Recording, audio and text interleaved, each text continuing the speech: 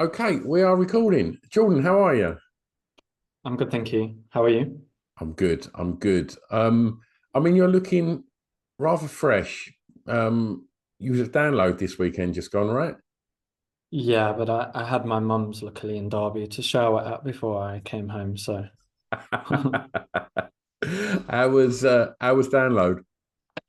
yeah, it was okay. Very muddy, obviously, very rainy. I haven't actually been in about 9 years. I vowed actually never to go again after 2016, not because it's a bad festival or anything, but just I started going to like festivals around the world and realized I enjoyed them better, and the weather was usually not as unpredictable. So yeah, I didn't go for a long time, but then this year we were offered free tickets by one of the like pre-pitch tent companies. So yeah, I thought I'd go check it out for the first time in a while and certainly lived up to its wet and rainy expectations. But yeah, other than that, it was quite fun. Who was the best? Who was the best there? Um, yeah, I mean that's the thing. I don't really even go necessarily for the music these days. I mean, I saw, some of the classics like Limp Bizkit and some 41, they were both fun. Some of the heavier bands you see in the smaller tents, like for that kind of music, the sound is just so bad that it's so hard to like actually hear the melody over just distortion. So even though, the bands played great, the sound wasn't always the best in some of the smaller ones, but on the main stage it was great. So yeah, I'd probably say yeah, and Shikari, some 41 and Limp Bizkit from the bands that we saw. Yeah, and Shikari never disappoint. Yeah, They're, exactly. they're just absolutely ridiculously good. Yeah, Um, so good. well, look, but before we sort of get into your playlist of songs today, Jordan, um, if you was to sort of introduce yourself really to the listeners of this podcast that may not know who you are, I I know who you are because um, I went to your festival, which we'll talk about obviously throughout this. I went to your festival last year, and as a venue promoter of 30 years, at the end of this festival, they said, "Oh, the people that have put this festival together are now going to come out on stage," and I was like, this kid looks 12 years old. Like, this is ridiculous. How has somebody so young created something so huge and amazing?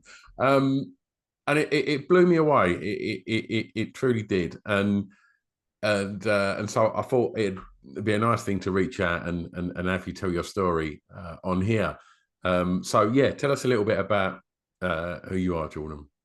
Yeah, thank you for that. And by the way, it's an honor to be here. When you messaged and, I don't always say like yes to podcasts and interviews. So I kind of look into them, especially when I'm quite busy at this time of year. But when I looked through all the guests you'd had on, I was like, oh my God, I'm going to be on the same podcast speaking about music of my life, which is like, my biggest passion with some of my favorite people from my favorite TV shows or bands that have been on. So yeah, it's amazing to be on. But yeah, my background, I know you said I look about 12. I get that a lot. I'm actually 32, even though I look, yeah, about You've 20. got good Uh, genes.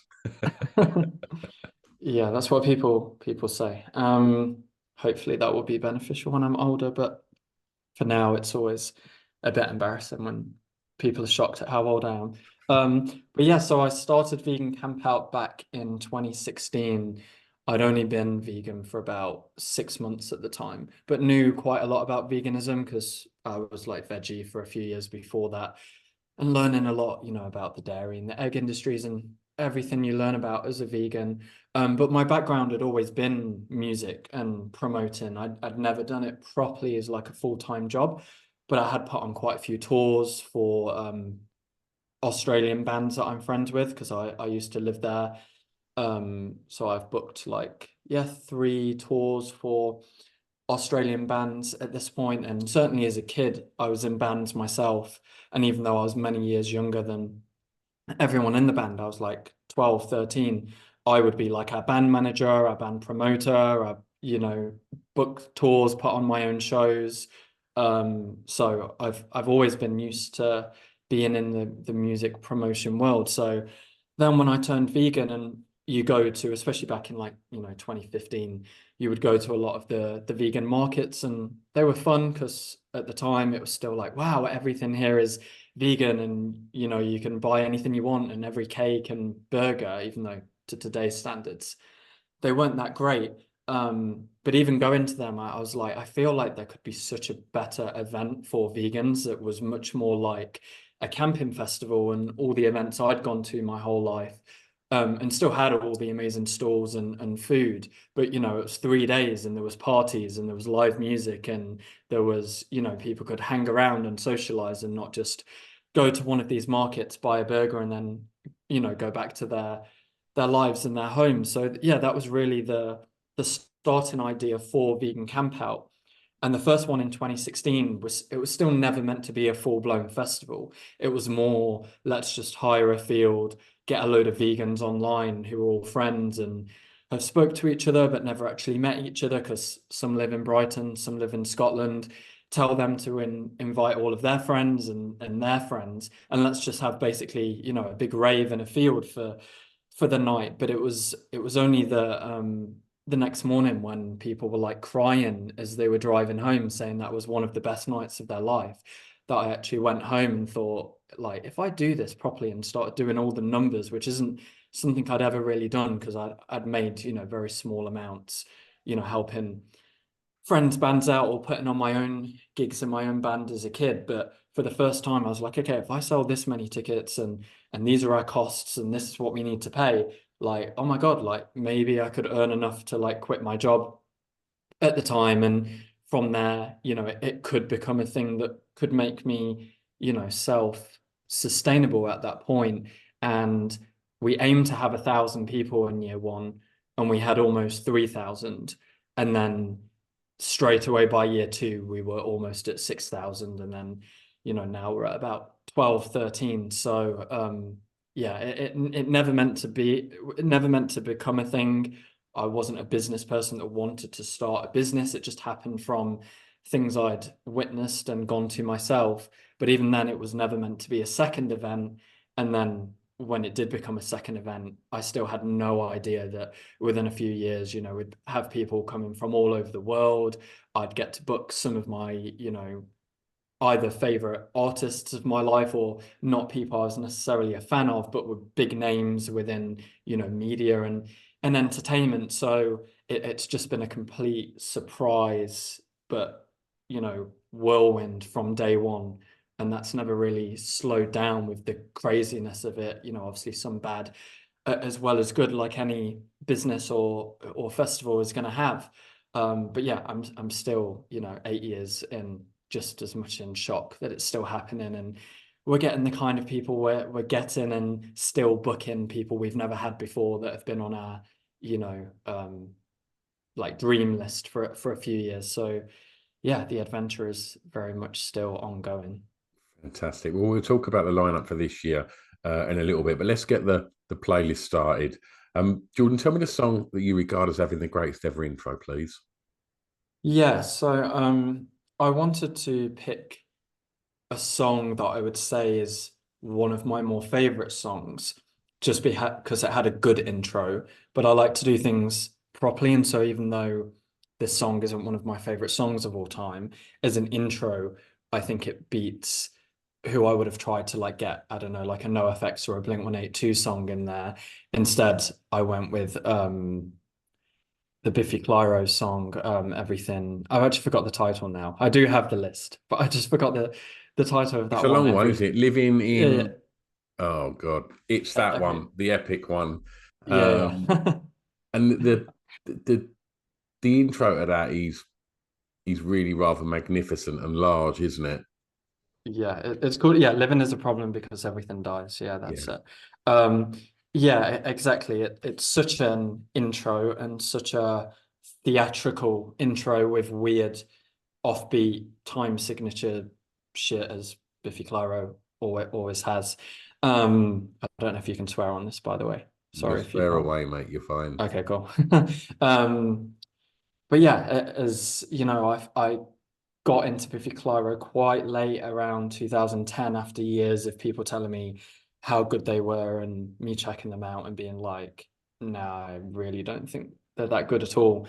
And then actually properly getting into them by myself, that seems to happen with a lot of artists where I originally really don't like them. Then I'm like, okay, you know, they have one or two okay songs, and then before you know it, they're one of your favorite bands. That happens a lot with me. And Biffy Clyro were one of them bands, and that was definitely one of the songs that I was just blown away. And then even when the song kicks in and it goes through all these cool little sections and changes, but then still always comes back to that really weird but amazing intro. So yeah, I thought that was a good one to go for. Absolutely. I kind of echo what you say about Biffy Clyro. When I first heard questions and answers, when they sort of first sort of broke through, I thought, oh, they sound like kind of a bit like Idlewild. They're all right. Yeah. Uh, and then when they sort of released this, I wasn't really into it. Mm. And I went to the NME Awards maybe or probably 12, 13 years ago. And he walked past me, and I was just used to just seeing this guy with like long hair and his tattoos and with his shirt off. And he'd kind of cut his hair relatively short and had this kind of quiff. And he walked past me, and I said to the guy I was with, I was like, I think I've just seen the most handsome man I've ever seen, because you never see his face. It was just every time I Yeah. see him, it was just on stage. But fucking hell, when they got on stage, the noise that three of them made was Yeah. ridiculous. And as soon as I see him live, I was like, Mm. oh, I get it. I Yeah. get why people love this band. And yeah, fantastic. Solid, solid shout. Yeah, they're one of the only bands that my sister has got me into, as opposed to all the bands I've got her into. So she likes that little stat and claim. And then yeah, we went on to see them live so many times. Not as much of a fan of their newer albums as I was their first few albums, and then even obviously Only Revelations in 2010. And then I think 2012, the Opposites album, that's probably the last album that I think is like, for me, like one of their great albums. Obviously, they became a lot, more mainstream and popular sounding after that. But even still, just such good songwriters. I think one of the best rock bands of all time, certainly one of the best UK acts of all time. Very underrated, especially in many other countries around the world, like a lot of artists that don't really have that much of a big American following. But I also like that we have these bands that are mostly big in England, because everyone's big from America around the world. So Yeah. we need something we can call our own to a degree. Obviously, they're not English, they're Scottish. They would hate that, but you know what I mean. British. I mean, we're talking about intros here, but let's talk about sort of outros as well, because you mentioned Blink and NoFX. I'm right in saying that NoFX are wrapping things up right about now, aren't they? Yeah, we Did you get to one of the shows? yeah, so we went to the Barcelona shows last year just because they were playing like all my favorite NoFX albums every night. So I wanted to go to that rather than when they did Slam Dunk last year, or they did London like a few weeks ago. Oh no, I knew I'd seen them more recent than that. We went to the Hamburg show because we were in Berlin at the time anyway. But I am going to go to their last ever show in LA because they are officially my favorite band of all time. So I need to be at like their last ever show just because I think that will be more worthwhile than just a random English show. So yeah, I've seen them live, I think 16 or 17 times at this point. So I don't always go and see them in the UK if there's no point. But and especially even though they are my favorite band, they're just not very good live anymore because Fat Mike, in my opinion, just, it's not really a secret, just can't really sing anymore. And that's why I think it's good that they are stopping rather than having another 10 years where it's more difficult for them to play that fast and to sing their notes. So in a way, I'm glad that they're going out now.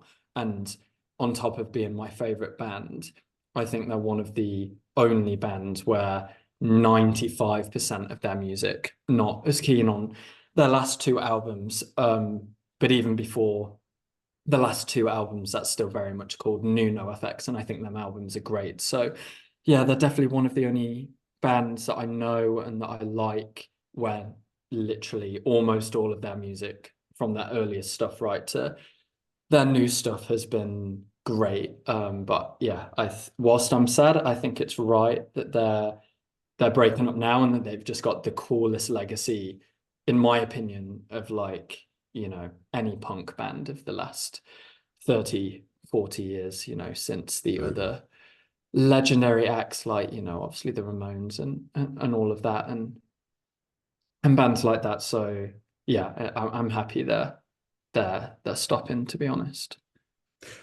Tell me the first song you remember hearing that had an emotional impact on you, please, Jordan. Yeah, so again, it was hard to think properly about the first song that ever, like as an adult, actually made me cry or had a real strong emotional impact.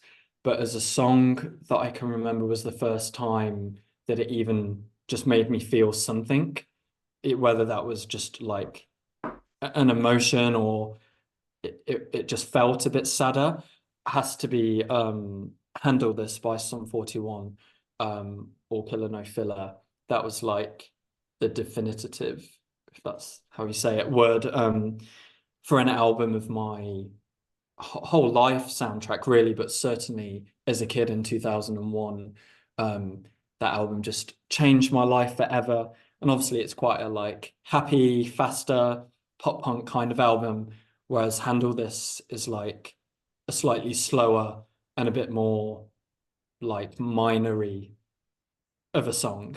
Um, so I definitely felt when I watched that rather than just like party fast pop punk, it made me feel something, not necessarily sad, because I didn't know what it was about. And to this day, I don't know what the song is about. And I don't really know what a lot of songs are about. I'm very much more like a music person than I am the actual words. So I don't know a lot of words to a lot of songs unless I've like memorized them like a rap song kind of thing. But yeah, just the structure of the song and the chords and the tempo definitely made me feel something a bit more special about that song, and it definitely did hit me in a way that any of the other pop punk or like new metal albums that came out in 2001 didn't really hit me. And I also, yeah, just picked that song because that album and Sum 41 as a band are definitely, as I say, like the band that impacted me the most as a kid. And so for that reason, they'll always have such an emotional effect on me. And obviously it's the same with them breaking up as well. And I'm hoping to also go to their last ever show, which will be Toronto next year. And it just so happens to be on my birthday. So I feel like I just have to go and get to see like also one of my favorite bands of all time play their last show on my birthday in their home state of Yeah. Toronto. So yeah. I mean, you mentioned Jordan, being a kid there. Let's talk about that a little bit. Tell me a little bit about where you grew up and what home was like. Was it a musical environment? Yeah, so I grew up in Derby where I still spend probably half of my time at the moment.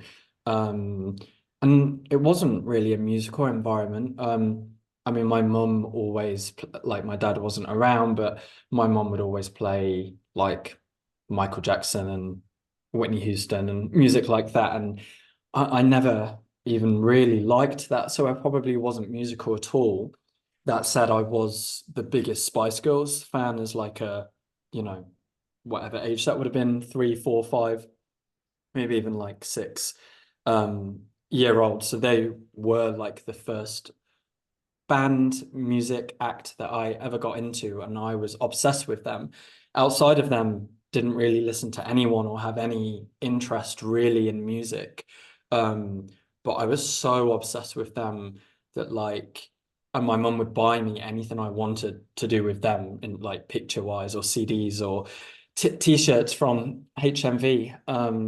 That even if a magazine that we walked past on the street had like the tiniest photo of Spice Girls, she would buy it for me and I would cut it out and stick it on my wall. So they were like my first obsession.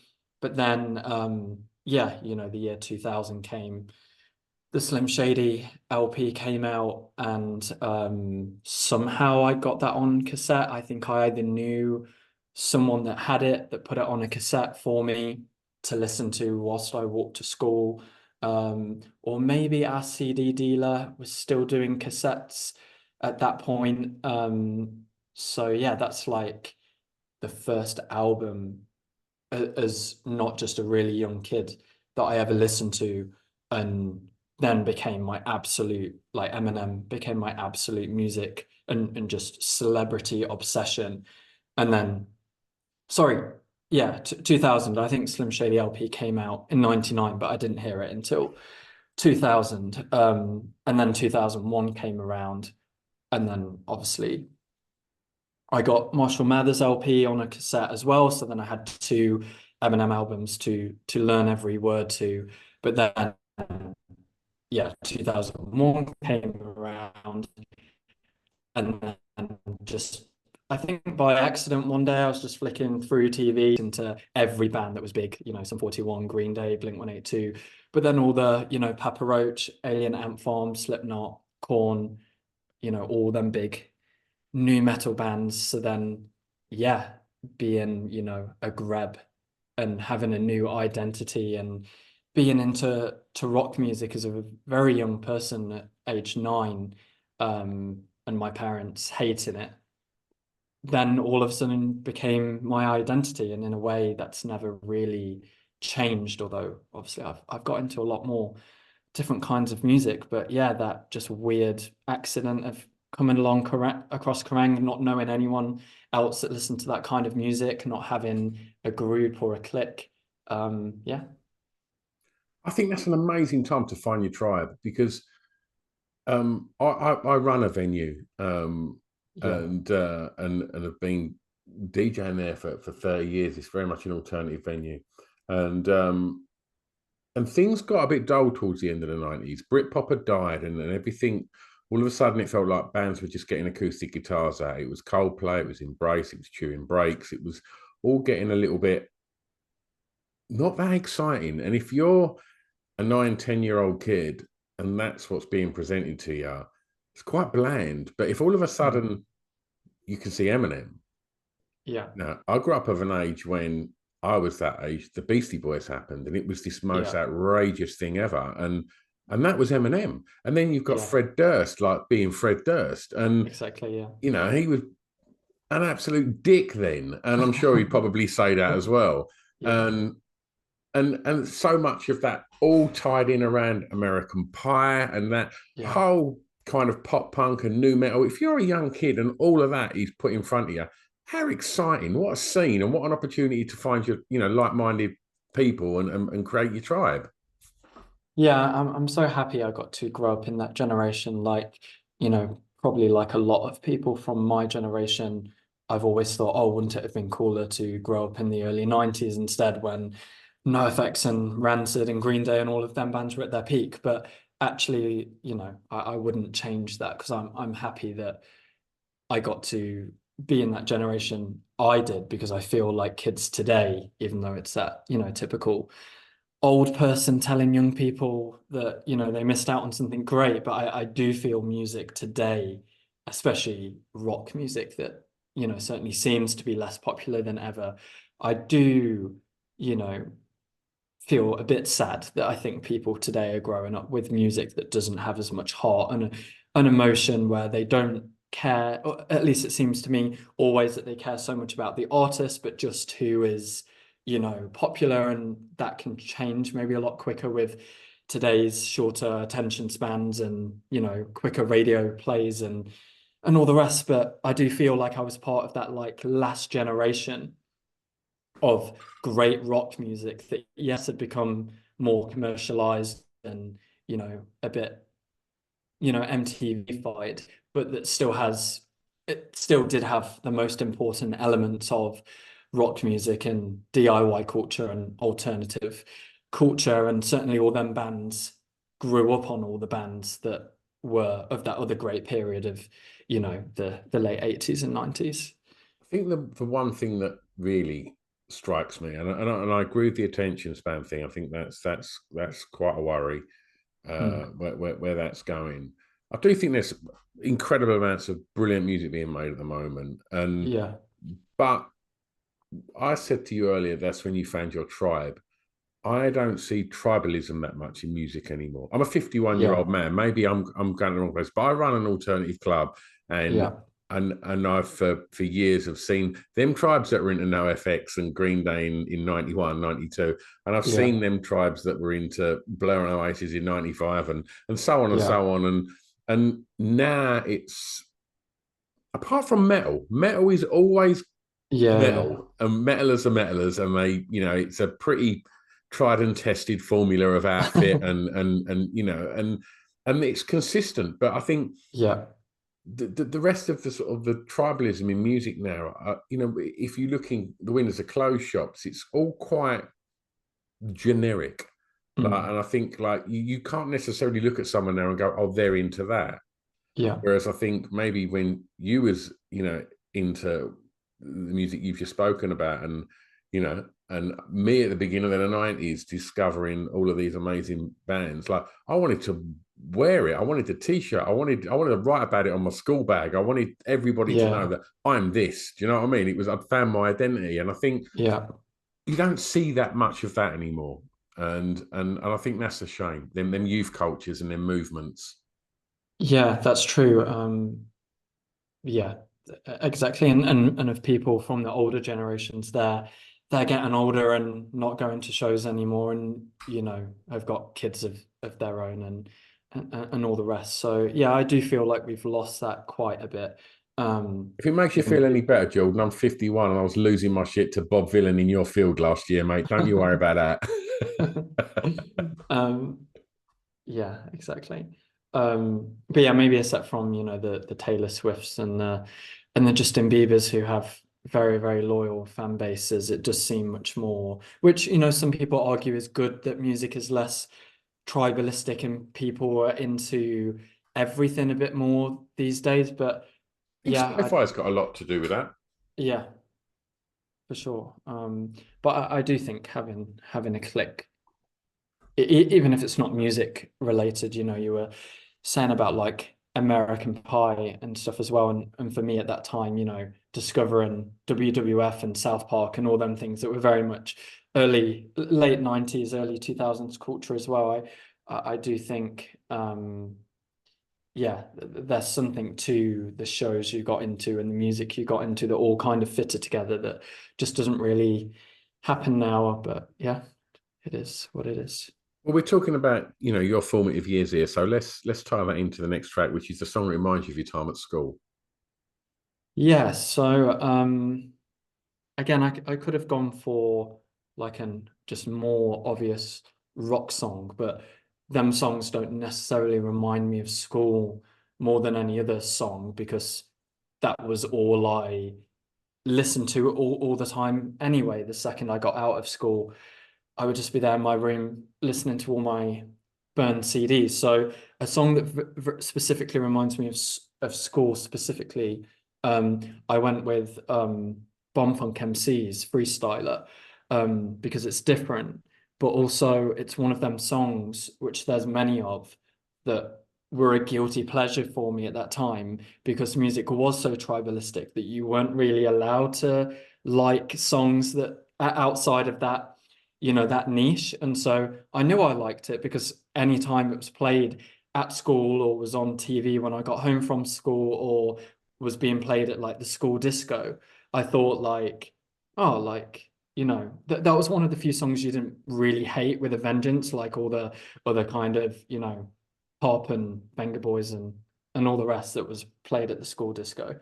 Um, so yeah, and then like you forget about that song because then you get older and you get into other scenes and become a bit more open-minded to everything. But it was really only like 3 years ago that I was like, oh yeah, I remember that song, and I put it on and I was like, oh, I now know why I like that song because drum and bass and jungle is like a music genre I've only really got into properly over like the last 3 or 4 years. And obviously that song, whilst not strictly being any of them two, certainly has a bit of a jungle drum and bass tempo and feel. So, yeah, that would have been like the first non-rock jungly drum and bassy song that I ever heard and has kind of stayed with me my whole life and kind of makes sense now that I've actually properly given drum and bass and jungle a chance. So And genre aside, it's just a great record.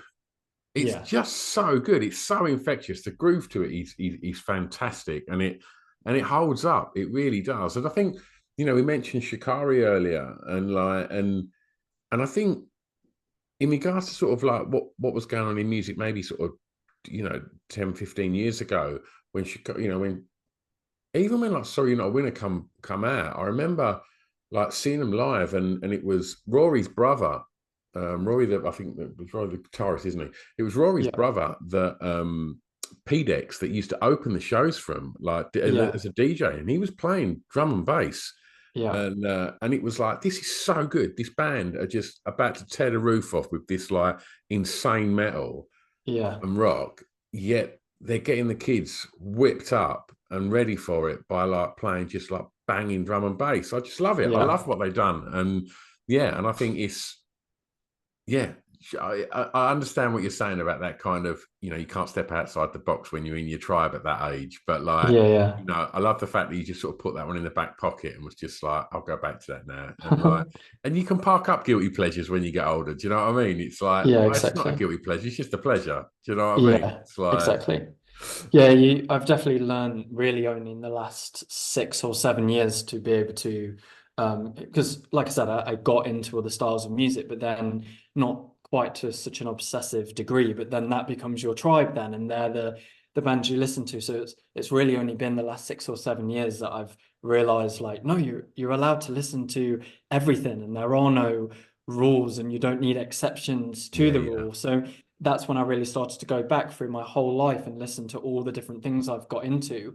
And now I have the most eclectic music taste I've ever had. And yeah, that's only happened recently, and I'm glad it didn't take any longer for that to happen, because that conditioning does stay with you for a lot of your life of trying for the most part to stick to the rules and regulations of that tribe. But and Shikari were a great example of that, because when I got into them, I always said to people, I don't like drum and bass. I made that really clear, but I do like Shikari, and I do like the drum and bass aspects of Shikari. And then again, it takes you years to realize, well, if I like the drum and bass aspects, that must mean that I like the sound of drum and bass. So then I actually started to listen to drum and bass, and I was like, oh my God, this is great. And it makes so much sense as to why I loved all the Shikari drum and bass songs or drum and bass remixes of their songs. So yeah, they Pendulum are blowing were, up then as well, right?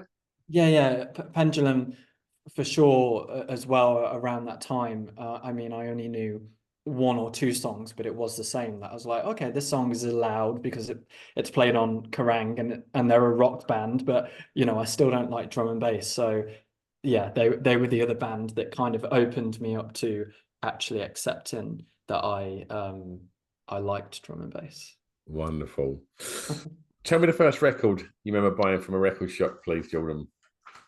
Yeah, so I don't actually know the first record I actually physically paid for. And so I just went with what I referenced earlier, which was the first album I actually owned as like not a young kid listening to Spice Girls. So yeah, I went with the Slim Shady LP by Eminem. I may have even paid for it illegally, but I may have still paid for it either on CD, and then I ripped it to cassette to be able to listen to it on the way to school, or yeah, I might have just been given it on cassette from the get-go. But yeah, that was the first album independently that I listened to, just fell in love with, even though I didn't understand, 75% of what was being said.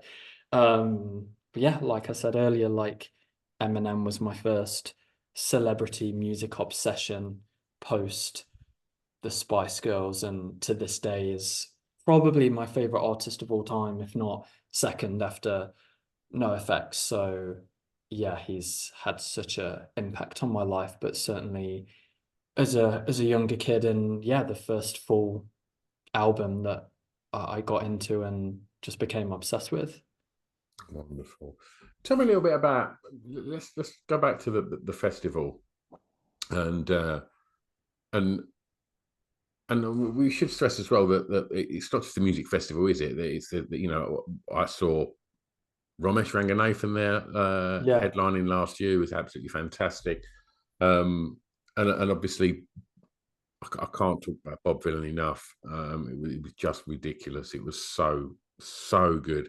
yeah. You had Sam Ryder, former guest of the show, um, and it was just fantastic. And so when you're putting this together, how do you sort of come up with the lineup? You said you've got like a wish list. You sort of sit down and go, right, we need X amount for the music, X amount for comedy, X amount for because we should also stress that there's really interesting and powerful talks there. Yeah. Because I went there as a vegetarian Oh, and really? I saw the film about pig farms. Mm. It was what was I'll remind me of her Is it name, Juliet Julia, Galatly? Yeah, I think, is it the film Hogwood? the one that's on Netflix as well. Yeah, yeah, yeah. Hogwood, yeah. Fucking hell, man. Yeah. Broke my heart. I was like, yeah, I'm leaving here vegan. And yeah, yeah. So I converted at your festival. Oh, no way. Um, so tell me how you go about curating the Yeah. lineup.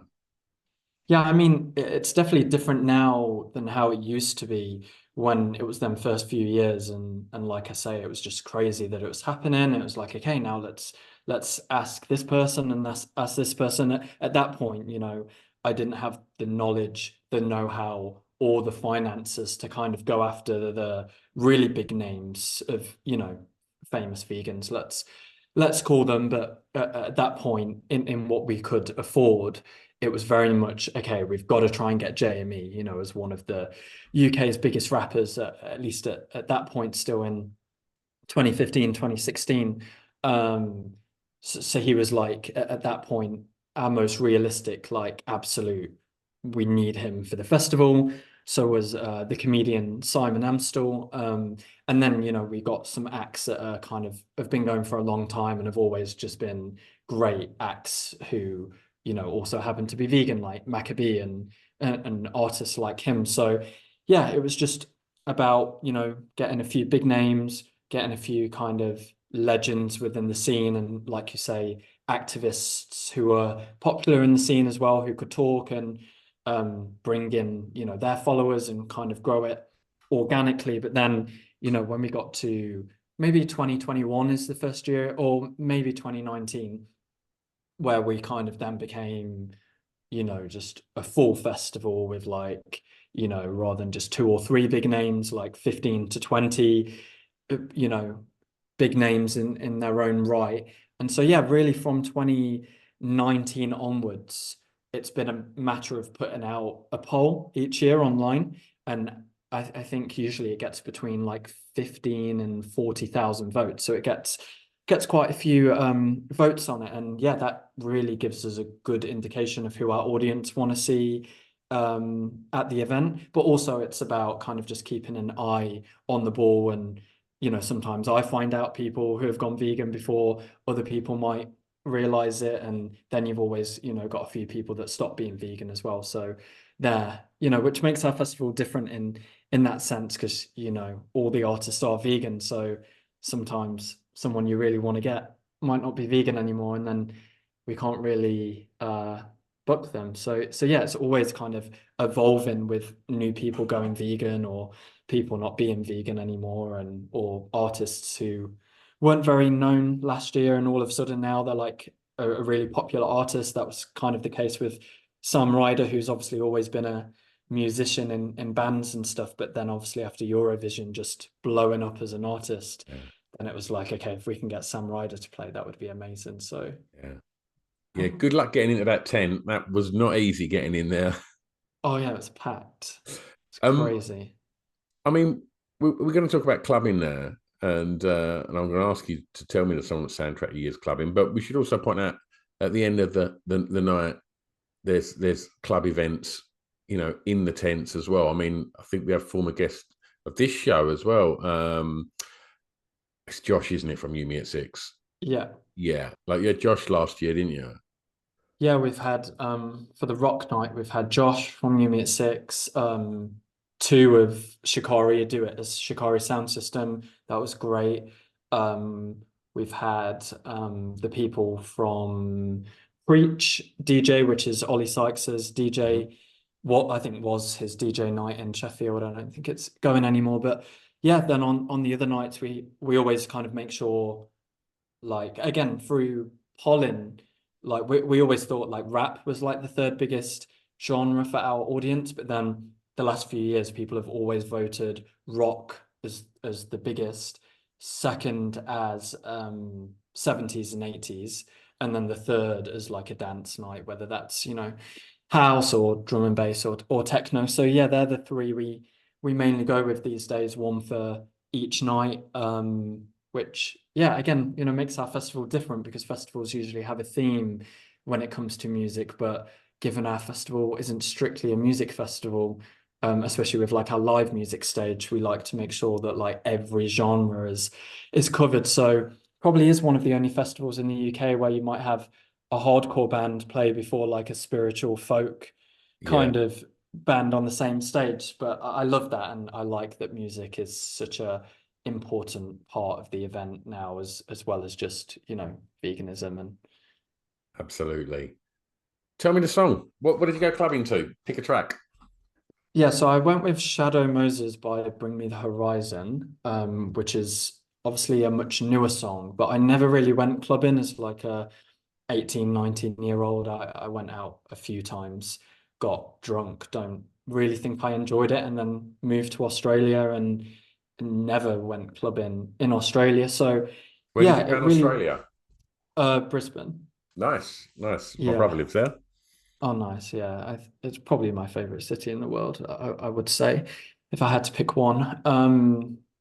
But yeah, and then when I came back from Australia, didn't really like drink or go clubbing then either. It really wasn't until my sister started going to university in like 2014, 2015 that I then like had my clubbing years for like, five years. Like obviously after she stopped going to uni as well. And yeah, I can't say I liked a lot of the music that was playing in like the rock clubs at that point, because it definitely wasn't what I was necessarily listening to at that point. Um, but I think of the songs that would always be played and that I still think is like a great track, even though I'm definitely into that earlier, heavier stuff more. This is, very much mid Bring Me the Horizon. But yeah, I think that's a great song that definitely every time it plays, it takes me back to wandering around aimlessly, drunk or, yeah, not sober and other ways, hearing that in the background. So yeah. Fantastic. Tell me a favorite song from an artist from your home county, please. Yeah, so for this one, being from Derby, I didn't want to cheat, but at the same time, I really had to think about who was from Derby. And so yeah, I went with Lightyear, A Pack of Dogs, just because kind of by default, they're the only band I really know from Derby that I would Yeah.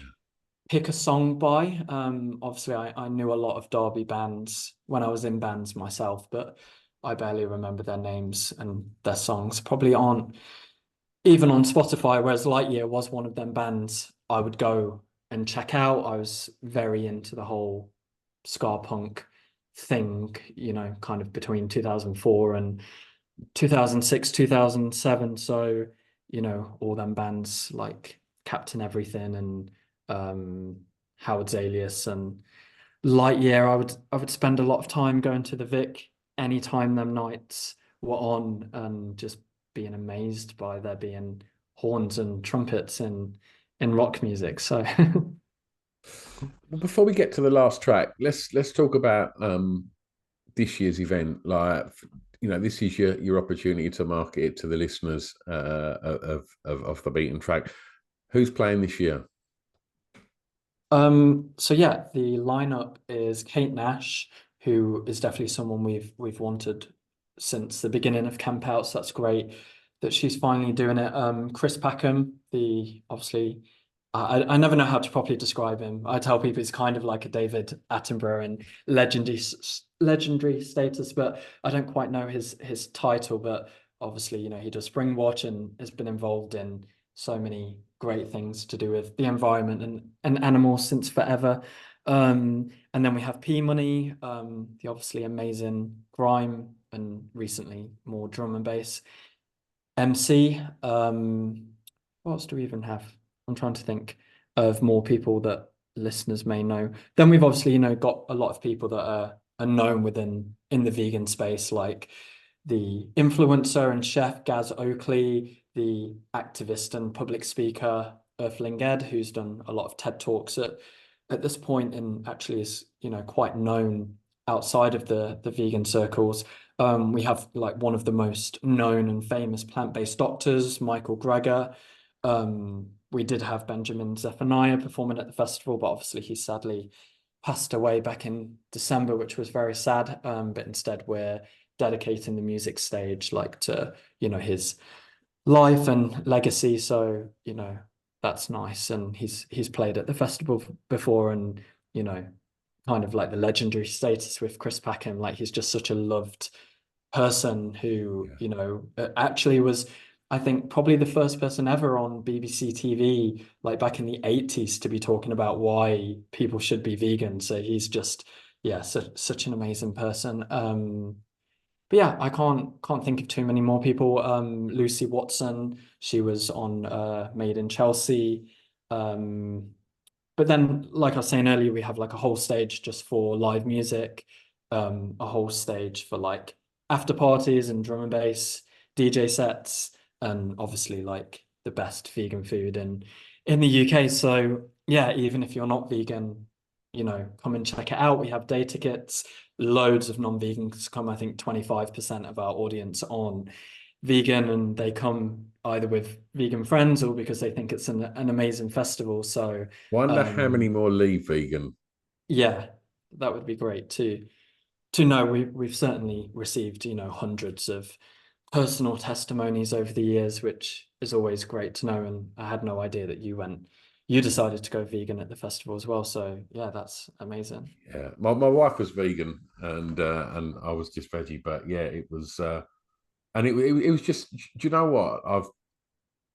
I'm going to be very complimentary, Jordan, but I've been to a lot of festivals and I've curated festivals and I've done lots within that arenas over the years, and to see what you've achieved there is magnificent, and you should Oh, be thank you. very very proud of what you've done. It's fantastic, and you've really created a community as well, which is key. Yeah. Yeah, thank you so much. That means a lot. It's always hard to kind of look at what you've done yourself, from a different perspective. But yeah, thank you. Well, look, you've banged on about your festival. I've let you do that, and now I'm going to let you bang on about your mates band now. So Yeah. let's. This is your opportunity to tell the listeners a song from an artist that you think they may not know that you would like them to hear.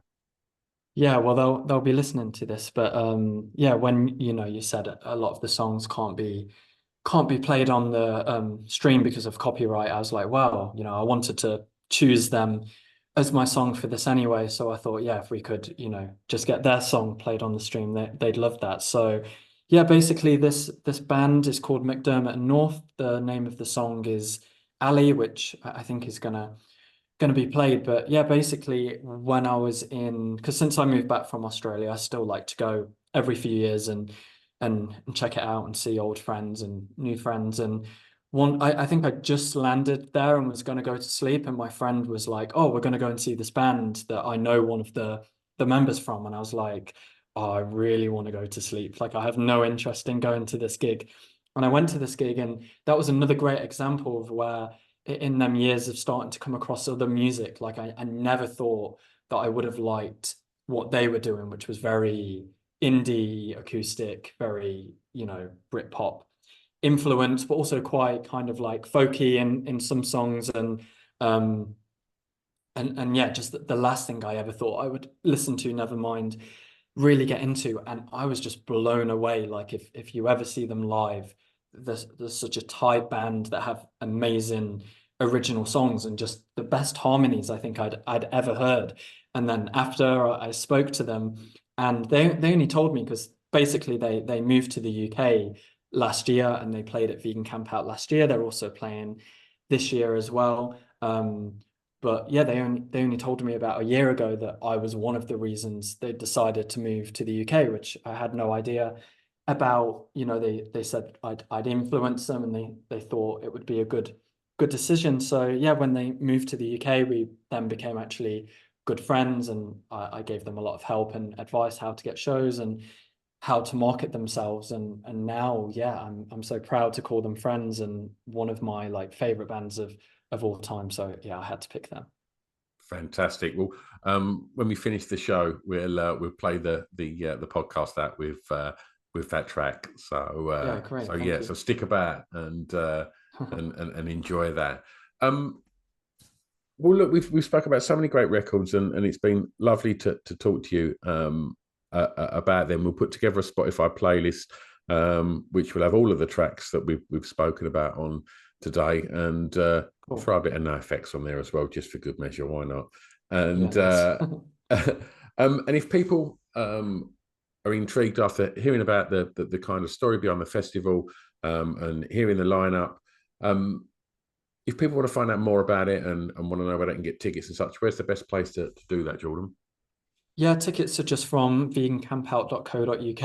I always tell people to also search like at Vegan Camp Out, because we put out, in my opinion, a pretty good highlights video each year. We really put a lot of time into that, which I really think every year showcases the best and just the amazingness of the festival. So yeah, we have a highlights video every year. If you want to check that out, each one is only like 3 minutes.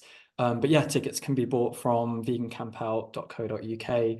We have, I think, about 20% left of tickets at this point, and yeah, about 5 weeks, at least as of this point, until the festival. It'll be a bit sooner by the time this podcast is out. But yeah, be great to see you there. If you have any questions, feel free to DM us on Instagram or email us. We always make sure to get back to every comment or question. So yeah. Fantastic. We'll put the website address in the show notes of this show, so it's just one click away. So go check it out. Jordan, thank you so much for coming on today, mate. It's been an absolute pleasure. Yeah, thank you, Stu. It's amazing. It's such an honor to have done this. So yeah. I'm going to press stop, but don't go anywhere.